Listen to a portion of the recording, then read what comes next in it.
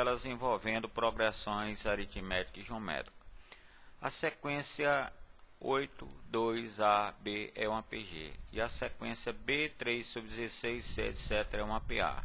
Está interessado que você determine o valor de C, que é um dos termos da PA. Vamos fazer da seguinte forma, aplicando a fórmula da razão nas progressões geométricas. Razão é qualquer termo dividido pelo seu antecessor. Então, gente, calculando aqui a razão dessa PG, 8 dividido por 4. Né? Ou melhor, desculpa, 2 dividido por 8. 2 dividido por 8 dá 1/4. Calculamos, então, a razão dessa progressão. Para determinarmos o termo A, vamos usar A dividido por 2 igual a razão. Matamos o A, que é então 1/2, né? Equaçãozinha.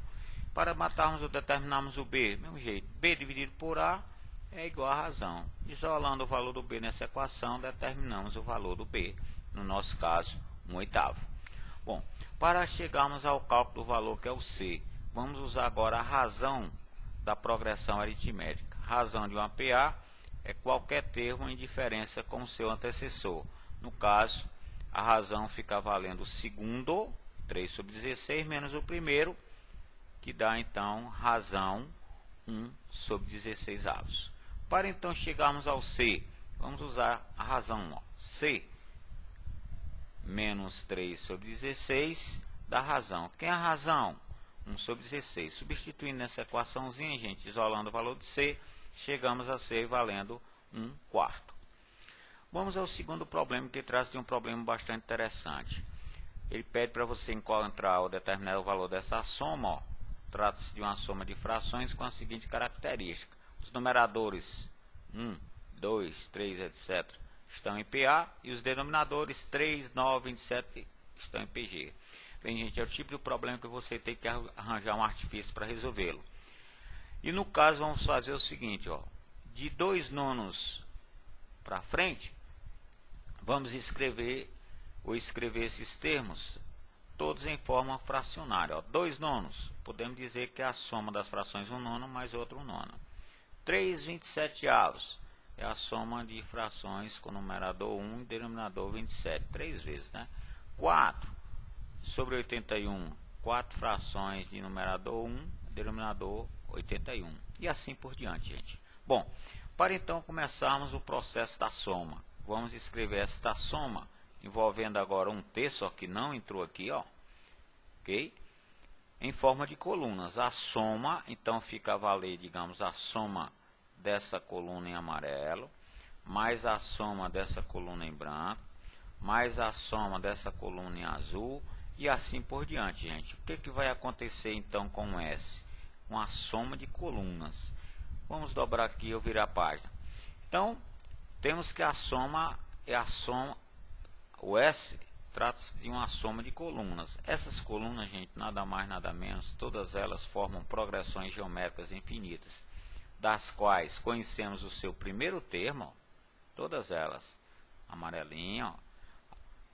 A segunda em branco, a de branco, que está em branco, primeiro termo é o nono razão, ó, não tem problema, azulzinha também, e assim continua infinitamente. Então vamos ter que calcular individualmente a soma de cada uma delas. Para isso, usamos a fórmula da soma infinita. Precisamos apenas do primeiro termo e da razão. Então, gente, podemos dizer que essa soma vai valer, ó, essa primeira fraçãozinha é a soma da amarela, ó, que vai valer 1/2. Essa aqui, ó, segunda razãozinha aqui, fração, é a soma pessoal em branco, coluna seriada em branco. Terceira é a soma do pessoal em azul. Então, ficamos, gente, depender dessa soma, ó, de outra soma e também infinita, né? Que essa primeira razão vale a primeira soma, a segunda razão aqui, 1/6, vale a segunda, a terceira, 1 sobre 18avos, é a terceira soma e assim por diante. Ora, isso aqui, gente, nada mais nada menos é outra PG infinita. Para seu cálculo, conhecemos do primeiro termo e a razão, mais uma vez aplicamos a soma infinita, ó. Chegamos então a 3/4. Conclui-se então, gente, que a soma do pedido, né? A soma dessas razões, frações equivalem a 3/4. Problema interessante, é bom você conhecê-lo. Outro problema típico das progressões: uma bola é tirada do alto de uma torre de 200 metros de altura. Ao atingir o solo pela primeira vez, ela sobe a uma altura de 100. Tocou o chão, né, a bola, vai voltar ao espaço subindo 100 metros. Cai novamente e atinge pela segunda vez o solo, subindo agora a uma altura apenas de 50. E assim por diante até perder toda a energia e cessar o movimento. Quantos metros a bola percorre ao todo? A gente vamos fazer aqui um pequeno esquema para o serviço.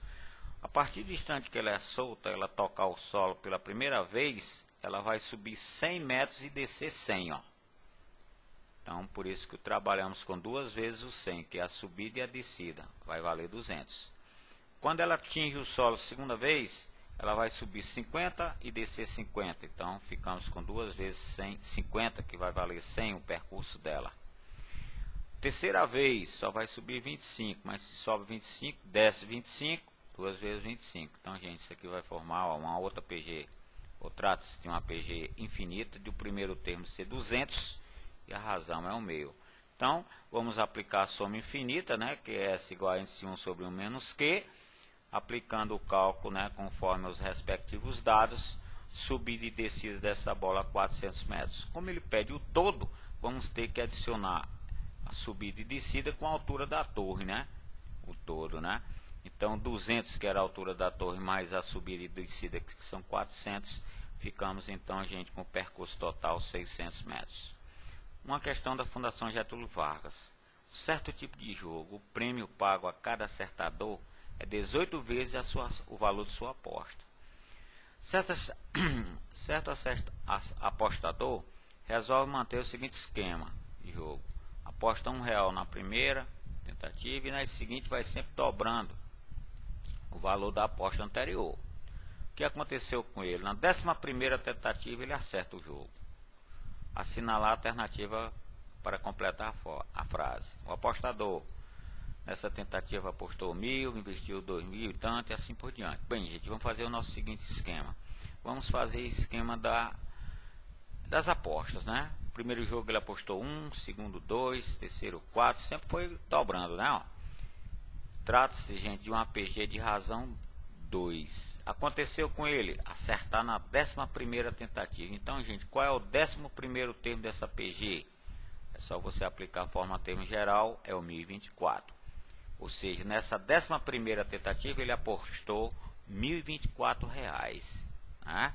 Assim como na primeira ele apostou 1, na segunda 2, na 11ª, que foi a aposta da certa, ele apostou isso. Mas acontece o que com o jogo? Ele deve ganhar 18 vezes, né, que ele apostou. Então, gente, ele recebeu nessa aposta isso aqui. Bom, então aqui já tiramos algumas alternativas da jogada, né? Por exemplo, aqui 1024, foi só 1.000, investiu no jogo mais do que isso, ainda não temos e assim por diante. Bem, vamos concluir o problema. Total de aposta, que ele apostou ao todo. Ora, ele apostou R$1 na primeira, 2 na segunda, até a 11ª, que foi isso. Para sabermos o que ele apostou, calculamos a soma dessa PG finita, né? Tá aí a formazinha, aplicação. Ficou então, ele apostou então R$2.047. Então, tiramos também algumas alternativas com esse cálculo. Para sabermos então o restante, o que ele apostou e obteve de lucro, né? O apostador então obteve de lucro. Só você fazer o que ele ganhou com o que ele aplicou ou gastou, chegamos a 16.385. E aí então a gente aposta, o problema tem como alternativa a correta, obteve um lucro de R$16.385. Bem, gente, valeu, nosso tempo acabou. Faça uma visitazinha em nosso site